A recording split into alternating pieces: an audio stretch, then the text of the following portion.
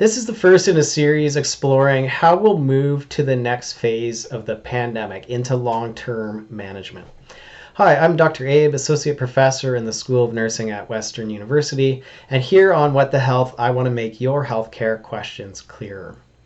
So we're at this real pivotal moment in high-income countries globally as we exit the Omicron wave and we consider in a really serious way the process of moving into long-term management of COVID-19. And a lot of this is happening really quickly, and opinions, of course, are just as strong as they always have been. And so there's a lot that I want to say about this phase.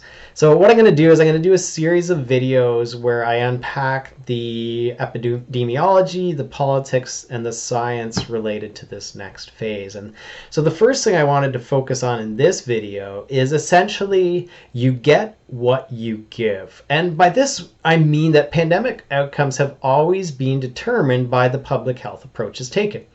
So with limited public health approaches, or what public health calls non-pharmaceutical interventions, or NPIs, when these are low, then you get limited protection. Therefore, you get more cases, more hospitalizations, more deaths. With higher protections, you have more control of the virus and therefore less morbidity and mortality.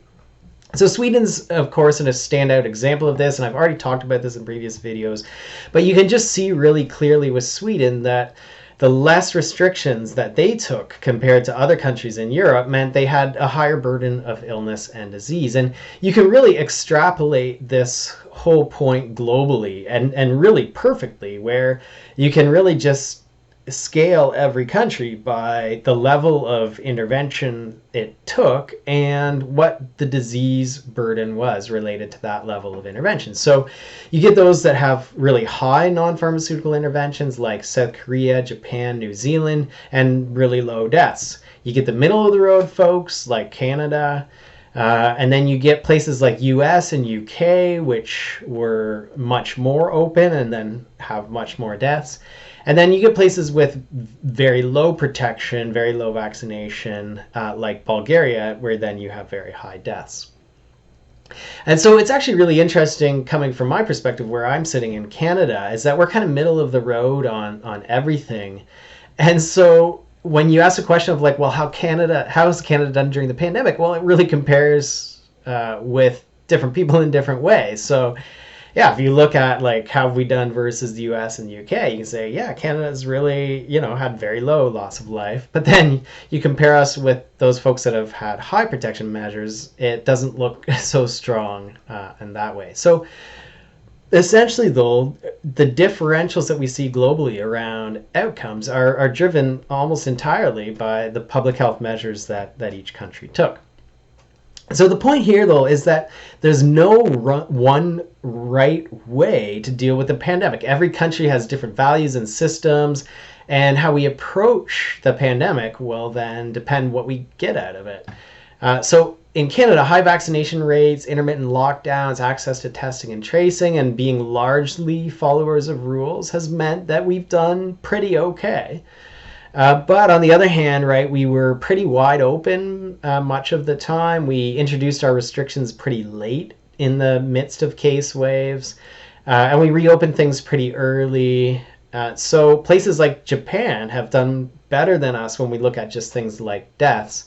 And they did that by being really driven by the data. So it wasn't waiting till it was politically expedient to do a shutdown because of like hospital pressures. It was, when cases get to this level, we shut things down and we stop the wave before it gets too high. And that was really driven by a focus on maintaining a healthy workforce so that businesses could keep running and the economy would be unaffected by the pandemic. And I think that's actually a really interesting point because, as I said, there are different values at play in the pandemic. And countries that have done better than us in terms of loss of life have not necessarily been more driven by like, a health goal or, like minimizing morbidity and mortality. But in Japan's case, it was really just driven by, well, what's going to be the best for our businesses? Well, it's going to be to beat this virus. So here's what we're going to do to achieve that.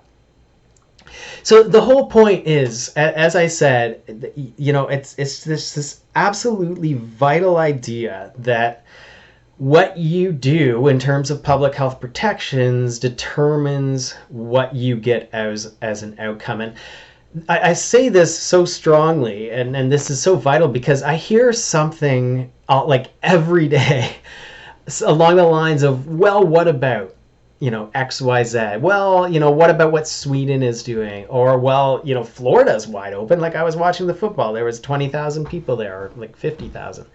And such a region, never shut down their schools. And Denmark has removed all restrictions. And yeah, absolutely. Different regions have done things differently, and they've gotten exactly what happens if you do things that way. And so if it's meant that they have more non-pharmaceutical interventions, then they have less illness and deaths. If they have less non-pharmaceutical interventions, then they have more illness and death. And so as we think about moving into management of COVID-19 or learning to live with it or back to normal or new normal or whatever you want to call this next phase of the pandemic, there are many options on the table. And each of those options is going to have a different outcome in regards to disease control. So over the next several videos, I'm going to unpack what some of those options might be.